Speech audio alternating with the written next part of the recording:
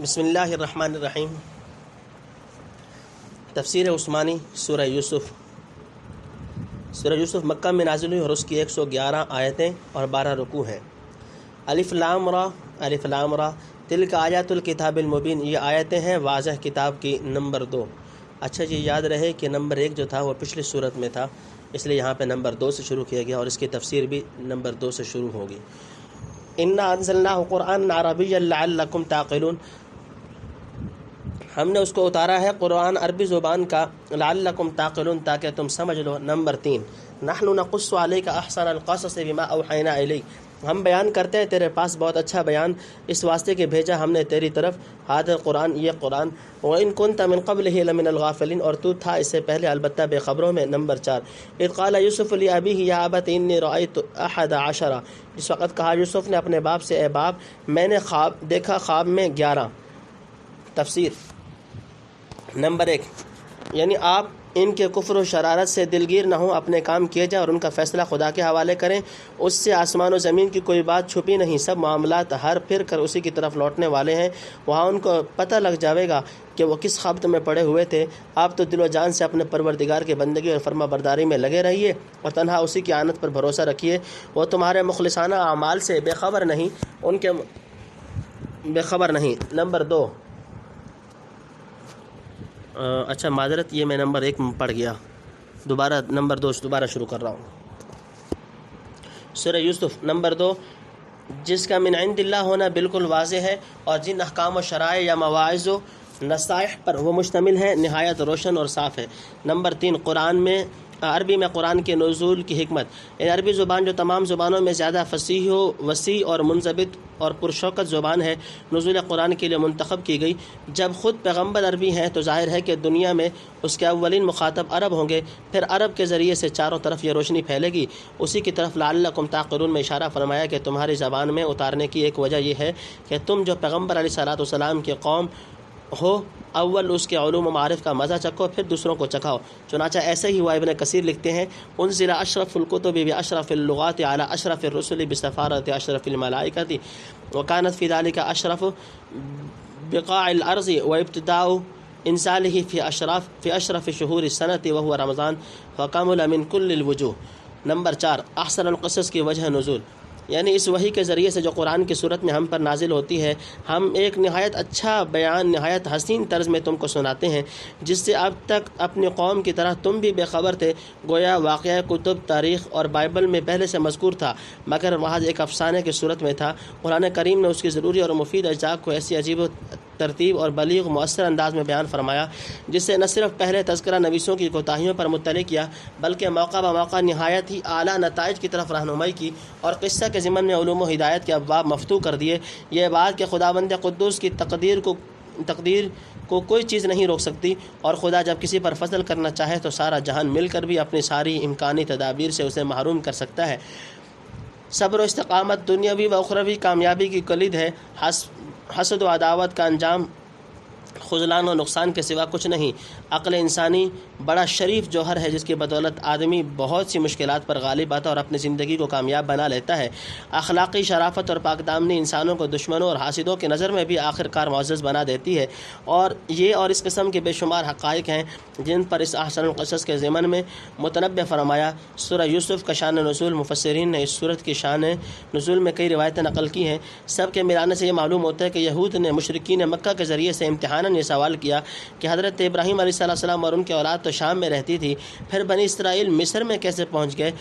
جو موسیٰ علیہ السلام کو فرعون سے مقابلہ کی نوبت آئی، شاید مسلمانوں کو بھی ایک مفصل تاریخی واقعہ جو بصائر و عبر سے مملو ہو سننے کا اشتیاق ہوا ہوگا۔ ادھر اس قصہ کے ضمن میں جن احوال و حوادث کا تذکرہ ہونے والا تھا، وہ کئی طرح نبی کریم صلی اللہ علیہ وسلم اور آپ کی قوم کے حالات سے مشابہت رکھتے تھے، اور ان کا ذکر حضرت صلی اللہ علیہ وسلم کے حق میں موجب تسکین خاطر اور آپ کی قوم کے حق میں موجب عبرت تھا۔ ان وجوہ سے یہ پورا واقعہ کا کافی بسط و تفصیل سے قرآن کریم میں بیان فرمایا، تاکہ پوچھنے والوں کو معلوم ہو جائے کہ اسرائیل یعنی حضرت یعقوب علیہ السلام اور ان کے اولاد کے شام سے مصر آنے کا سبب حضرت یوسف علیہ السلام کا واقعہ ہوا ہے، پھر وہیں ان کی نسل پھیلی اور بڑھتی رہی تاکہ حضرت موسیٰ علیہ السلام نے آ کر فرعون اور قبطیوں کی غلامی سے انہیں نجات دلائی۔ कोकबा वशम्स वल्क़मर रअयतहुम ली साजिदीन, सितारों को और सूरज को और चाँद को देखा मैंने उनको अपने वास्ते सजदा करते हुए। नंबर 1 क़ाल या बुनय्या ला तक़्सुस रुयाका, कहा है बेटे मत बयान कर ख्वाब अपना, अला इख़्वतिका अपने भाइयों के आगे, फ़कीदू लका कैदा फिर वो बनाएंगे तेरे वास्ते कुछ फ़रेब, इन्न शैतान लिल इंसान अदुव्वुम मुबीन, अलबत्ता शैतान है इंसान का सरी दुश्मन। नंबर 2 व कज़ालिका यज्तबीका रब्बुका, और इस तरह बरगुज़ीदा करेगा तुझको तेरा रब। नंबर 3 व युअल्लिमुका मिन तअवीलिल अहादीस, और सिखलाएगा तुझको ठिकाने पर लगाना बातों का। नंबर 4 व युतिम्मु निअमतहु अलैका वाला आल याकूब, और पूरा करेगा अपना इनाम तुझ पर और याकूब के घर पर। नंबर 5 कमा अतम्महा अला अबवैका मिन क़ब्ल इब्राहीम व इसहाक़, जैसा पूरा किया तेरे दो बाप दादों पर इससे पहले इब्राहीम और इसहाक़ पर। नंबर 6 इन्न रब्बका अलीमुन हकीम, अलबत्ता तेरा रब खबरदार है हिकमत वाला। नंबर 7 तफसीर। नंबर 1 हज़रत यूसुफ़ अलैहिस्सलाम का ख्वाब, यानी 11 सितारे और चाँद सूरज मेरे आगे झुक रहे और पस्त हो रहे हैं, ये ख्वाब लड़कपन में देखा था, सच है होनहार रूबरू के चिकने चिकने पात। नंबर 2 यानी शैतान हर वक्त इंसान की घात में लगा है, वसवसा अंदाज़ी करके भाइयों को तेरे खिलाफ उकसा देगा, क्योंकि ख्वाब की ताबीर बहुत ज़ाहिर थी और यूसुफ़ अलैहिस्सलाम के भाइयों को जो बहरहाल ख़ानदान नबूवत में से थे, ऐसा वाज़ेह ख्वाब का समझ लेना कुछ मुश्किल न था। गोया 11 सितारे 11 भाई हैं और चाँद सूरज माँ बाप हैं, गोया ये सब किसी वक्त यूसुफ़ अलैहिस्सलाम की अज़मत और शान के सामने सर झुकाएंगे। बरादरान यूसुफ़, चुनांचे आखिर सूरत में या अबती हाज़ा तअवील रुया मिन क़ब्ल क़द जअलहा रब्बी हक़्क़ा कहकर उसी की तरफ इशारा किया। मालूम होता है कि हज़रत याक़ूब अलैहिस्सलाम ख्वाब से बेशतर ही में महसूस करते थे कि यूसुफ़ के साथ बाप की ख़ुसूसी मोहब्बत को देखकर उसके अल्लाती भाई दिल ही दिल में कुढ़ते हैं। अब उन्होंने ख्याल किया कि अगर कहीं ये ख्वाब सुन पाए तो शैतान हसद की आग उनके दिलों में भड़का देगा और जोश हसद में आंखें बंद करके मुतमईन है वो कोई ऐसी हरकत कर गुजरें जो यूसुफ़ की अजियत और ख़ुद उनकी रसवाई और बदअंजामी का मूजब बने। इसलिए आपने यूसुफ़ अलैहिस्सलाम को मना फरमा दिया कि अपना ख्वाब भाइयों के रूबरू ज़ाहिर न करें। यूसुफ़ का एक हकीकी भाई बुन्यामीन था, उसके सामने जिक्र करने की भी इजाज़त नहीं दी। गो इससे बुराई का कुछ अंदेशा न था, लेकिन यह मुमकिन था कि वह सुनकर बेहतियाती से दूसरों के सामने तज़किरा कर दे और इस तरह यह ख़बर लोगों में शाये हो जाए। तंबीह, हाफ़िज़ इब्न तैमिया ने एक मुस्तक़िल रिसाला में लिखा कि कुरान लुग़त और अक़ल एतबार से कोई चीज़ इस ख्याल की तायीद नहीं करती कि बरादरान यूसुफ़ अम्बिया थे। न रसूल करीम सल्लल्लाहु अलैहि वसल्लम ने उसकी ख़बर दी, न सहाबी रज़ियल्लाहु ताला अन्हुम में कोई इसका कायल था। भला हुकूक़ वालिदैन, क़त्अ रहम और मुसलमान भाई के कत्ल पर इक़दाम और उसको ग़ुलाम बनाकर भेज डालना और बिलाद कुफ्र की तरफ भेज देना, फिर सरी झूठ और हीले बहाने बनाना वगैरह ऐसे हरक़ात शनिया क्या किसी नबी की तरफ क़बल अज़ बैसत ही सही मंसूब की जा सकती हैं? अलियाज़ु बिल्लाह। जिन लोगों ने बरादरान यूसुफ़ की नबूवत का ख्याल ज़ाहिर किया उनके पास लफ्ज़ असबात के सिवा कोई दलील नहीं। हालांकि असबात ख़ास सुलबी औलाद को नहीं बल्कि अक़वाम उमम को कहते हैं और बनी इसराइल की असबात पर तक़सीम हज़रत मूसा अलैहिस्सलाम के अहद में हुई। नंबर 3 हज़रत यूसुफ़ की नबूवत की पेशन गोई, यानी जिस तरह ऐसा अच्छा ख्वाब दिखलाया इसी तरह महज जाज़िबा रहमत से अपने बारगाह क़ुर्ब में तुझको खुसूसी मकाम अता फ़रमाएगा। चुनाचा नबूवत अता फ़रमाई और तरह तरह की ज़ाहिरी व बातिनी नवाजिशें की। नंबर 4 हज़रत यूसुफ़ अलैहिस्सलाम को ताबीर ख्वाब का इल्म, मसलन ताबीर रुया यानी ख्वाब सुनकर उसके अज्जा को जहानत और फरासत से ठिकाने पर लगा देना, या हर बात के मौका महल को समझना और मामलात के अवाक़िब व नताइज को फ़ौरन परख लेना, या खुदा और पैगम्बरों के इरशादात और अक़वाम उमम के क़िसस और कुतुब मुनज़्ज़ला के मज़ामीन की तह तक पहुँच जाना, ये सब चीज़ें तावील हदीस के तहत में मुंदरज हो सकती हैं।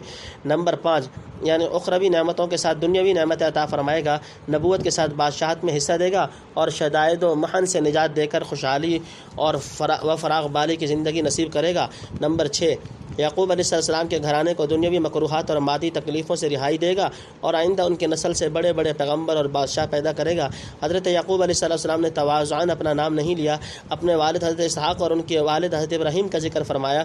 हज़रत इब्राहीम अलैहिस्सलाम खुदा ने अपना खलील और नबी बनाया, उनके दुश्मन नमरूद को हलाक किया, आग के शोलों को उनके लिए गुलजार बना दिया। हज़रत इसहाक़ अलैहिस्सलाम को नबूवत अता की, फिर उनके सुल्ब से हज़रत याक़ूब जैसा नबी पैदा किया जिससे तमाम अंबिया बनी इसराइल का सिलसिला चला। हदीस सही में है, अल करीम इब्नुल करीम इब्नुल करीम इब्नुल करीम यूसुफ़ इब्न याक़ूब इब्न इसहाक़ इब्न इब्राहीम। तंबीह, हज़रत याक़ूब अलैहिस्सलाम ने जो पेशन गोई की उसके कुछ हिस्से तो ग़ालिबन हज़रत यूसुफ़ के ख्वाब से समझे और इससे कि इतनी छोटी उम्र में ऐसा मौज़ू मुबारक ख्वाब देखा, और कुछ हज़रत यूसुफ़ के ख़साइल और शमाइल से या वही इलाही के ज़रिए से मुत्तले हुए होंगे। नंबर 7 यानी वो हर एक की मुनासिबत तो इस्तिदाद से बाखबर है, अपनी हिकमत से उसी का मुनासिब फैज़ पहुँचाता है।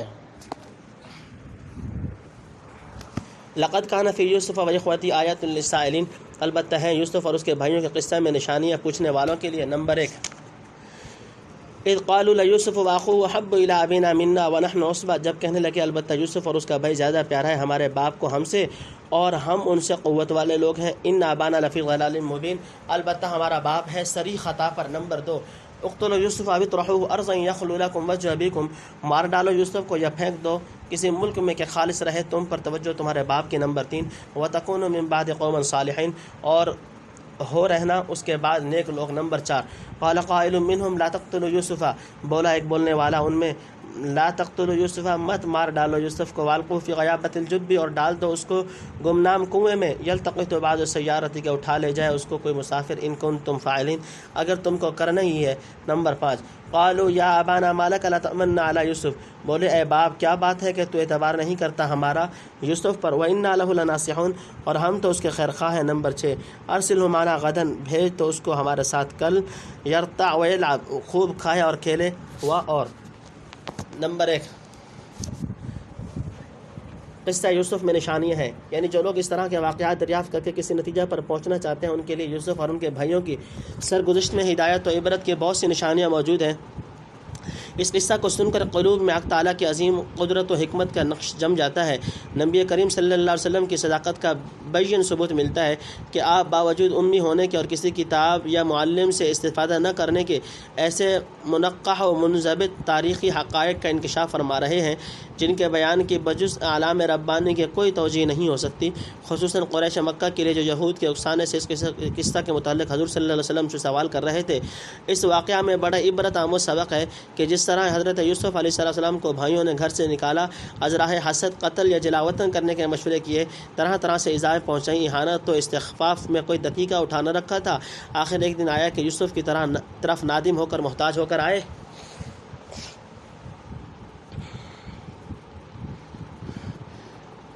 یوسف علیہ السلام کو خدا نے دین و دنیا کے اعلیٰ مناصب پر فائز کیا اور انہوں نے اپنے عروج و اقتدار کے وقت بھائیوں کے جرائم سے چشم پوشی کی اور نہایت دریا دلی سے سب کے قصور معاف کر دیے۔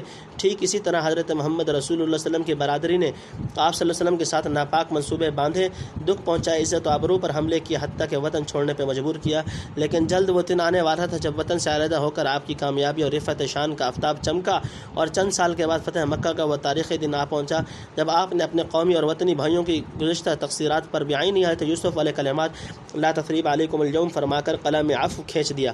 نمبر 2، برادران یوسف کا حسد۔ حضرت یعقوب علیہ السلام یوسف علیہ السلام اور ان کے عینی بھائی بنیامین سے بہت زیادہ محبت کرتے تھے کیونکہ یہ دونوں اپنے علاتی بھائیوں سے چھوٹے تھے، والدہ کا انتقال ہو چکا تھا، اور خاص کر حضرت یوسف کی نسبت اپنے نور فراست یا الہام ربانی سے سمجھ چکے تھے کہ ان کا مستقبل نہایت درخشاں ہے اور نبوت کا خاندانی سلسلہ ان کی ذات سے وابستہ ہونے والا ہے۔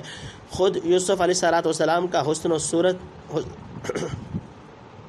صورت و سیرت اور کمال ظاہر و باطنی پدر بزرگوار کی محبت خصوصی کو اپنی طرف جذب کرتا تھا۔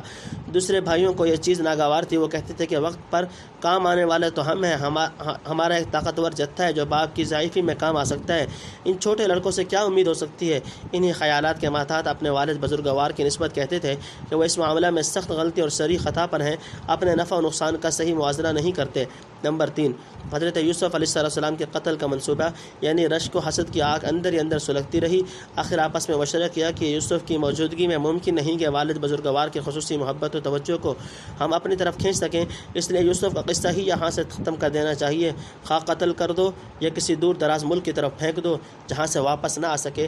جب وہ نہ رہیں گے تو باپ کی ساری توجہات اور مہربانیوں کی ہم ہی تنہا حقدار رہ جائیں گے۔ بنیامین کے معاملہ کو غالباً ان کی یہاں کوئی اہمیت نہیں تھی، گویا اس کی محبت کو یوسف کی محبت کا ضمیمہ سمجھتے تھے۔ نمبر 4، یعنی ایک مرتبہ قتل وغیرہ کا گناہ کرنا پڑے گا، اس سے فارغ ہو کر توبہ کر لیں گے اور خوب نیک بن جائیں گے، گویا رند کے رند رہے، ہاتھ سے جنت نہ گئی۔ بعض مفسرین نے وَتَكُونُ مِن بَعْدِهِ قَوْمًا صَالِحِينَ کے معنی یہ لیے ہیں یوسف کے بعد ہمارے سب کام ٹھیک اور درست ہو جائیں گے، کیونکہ پدر بزرگوار کا دست شفقت یوسف سے مایوس ہو کر صرف ہمارے ہی سروں پر رہا کرے گا۔ نمبر 5 یہودا کی تجویز۔ یہ کہنے والا یہودا تھا، یعنی قتل کرنا بہت سخت بات ہے اور ہمارا مقصد بدون اس کے بھی حاصل ہو سکتا ہے۔ اگر تم یوسف کو یہاں سے علیحدہ کرنا چاہتے ہو تو آسان صورت یہ ہے کہ اس کو بستی سے دور کسی گمنام کنویں میں ڈال دو۔ ابو حیان نے بعض اہل لغت سے نقل کیا ہے کہ غیابت الجب اس طاقچہ وغیرہ کو کہتے ہیں جو کنویں باولی میں پانی سے ذرا اوپر بنا ہوا ہے۔ غرض یہ تھی کہ ہم خواہی نہ خواہی عمدن ہلاک کرنے کا گناہ اپنے سر نہ لیں۔ ایسے کنویں میں ڈال دینے کے بعد بہت ممکن ہے کوئی مسافر ادھر سے گزرے اور خبر پا کر کنویں سے نکال لے جائے۔ اس صورت میں ہمارا مقصد حاصل ہو جائے گا اور خون ناحق میں ہاتھ رنگین نہ کرنے پڑیں گے، گویا سانپ مر جائے گا اور لاٹھی نہ ٹوٹے گی۔ نمبر 6 اس سے معلوم ہوتا ہے کہ پہلے بھی باپ سے اس قسم کی درخواست کر چکے تھے مگر ان کا دل اس کے ساتھ بھیجنے پر مطمئن نہیں ہوا۔ اِنَّا لَهُ لَحَافِظُونَ ہم تو اس کے نگہبان ہیں۔ نمبر 1 قال انی لا يحزننی ان تذهبوا به بولا مجھ کو غم ہوتا ہے اس سے کہ تم اس کو لے جاؤ، واخاف ان یاکل ذئب اور ڈرتا ہوں اس سے کہ کھا جائے اس کو بھیڑیا، وانتم عنہ غافلون اور تم اس سے بے خبر رہو۔ نمبر 2 قالوا لئن اکلہ الذئب ونحن عصبة انا اذا لخاسرون بولے اگر کھا گیا اس کو بھیڑیا اور ہم ایک جماعت ہیں قوتور تو ہم نے سب کچھ گوا دیا۔ نمبر 3 فلما ذهبوا به پھر جب لے کر چلے اس کو واجمعوا ان يجعلوه في غيابة الجب اور متفق ہوئے کہ ڈالیں اس کو گمنام کنویں میں، وأوحينا إليه لتنبئنهم بأمرهم اور ہم نے اشارہ کر دیا اس کو کہ تو جتائے گا ان کو ان کا یہ کام، وهم لا يشعرون اور وہ تجھ کو نہ جانیں گے۔ نمبر 4 وجاءوا أباهم عشاء يبكون اور آئے اپنے باپ کے پاس اندھیرا پڑے روتے ہوئے۔ نمبر 5 قالوا يا أبانا إنا ذهبنا نستبق کہنے لگے اے باپ ہم لگے دوڑنے آگے نکلنے کو، وترکنا یوسف عند متاعنا اور چھوڑا یوسف کو اپنے اسباب کے پاس، فاکلہ الذئب پھر اس کو کھا گیا بھیڑیا۔ نمبر 6 وما انت بمؤمن لنا ولو كنا صادقین اور تو باور نہ کرے گا ہمارا کہنا، ولو كنا صادقین اور اگرچہ ہم سچے ہوں۔ نمبر 7 وجاءوا على قميصه بدم اور لائے اس کے کرتے پر لہو لگا کر۔ تفسیر نمبر 1 حضرت یوسف کو ساتھ لے جانے کی درخواست، یعنی ایسے خوبصورت بچے کے قوا گھر میں خالی پڑے رہنے سے بیکار ہوتے جاتے ہیں، مناسب ہے کہ ہمارے ساتھ اس کو بکریاں چرانے کے لیے جنگل بھیج دیجئے، وہاں جنگل کے پھل میوے خوب کھائے گا اور کھیل کود سے جسمانی ورزش بھی ہو جائے گی۔ کہتے ہیں ان کا کھیل بھاگ دوڑ اور تیر اندازی تھی، اور ویسے بھی بچوں کے لیے مناسب حد تک کھیلنا، جیسا کہ ابو حیان نے کہا ہے کہ نشاط و شگفتگی کا موجب ہے۔ غرض یعقوب علیہ السلام سے یوسف کو ساتھ لے جانے کی پرزور درخواست کی اور نہایت مؤقت طریقے سے اطمینان دلایا کہ ہم برابر اس کی حفاظت کریں گے۔ مفسرین نے لکھا ہے کہ خود یوسف کو بھی جداگانہ طور پر ساتھ چلنے اور باپ سے اجازت لینے کی ترغیب دی۔ نمبر 2 یعنی یوسف کی جدائی اور تمہارے ساتھ جانے کا تصور ہی مجھے غمگین بنائے دیتا ہے۔ اس پر یہ خوف مزید رہا کہ بچہ ہے، تمہاری بے خبری اور غفلت میں بھیڑیا وغیرہ کوئی درندہ نہ پھاڑ کھائے۔ لکھا ہے کہ اس جنگل میں بھیڑیے کثرت سے رہتے تھے۔ حضرت شاہ صاحب لکھتے ہیں کہ ان کو آگے چل کر بھیڑیے کا بہانہ کرنا تھا، وہی ان کے دل میں خوف آیا۔ بعض محققین کا خیال یہ ہے اخاف ان یاکلہ الذئب فرمانا حضرت یعقوب جیسے پیغمبر کے درجہ توکل اور تفویض سے ذرا نازل بات تھی۔ اس کا جواب یہ ملا کہ لڑکوں نے گویا ان کے منہ میں یہ بات پکڑ لی، جو اندیشہ ظاہر کیا تھا وہی واقع بنا کر لے آئے۔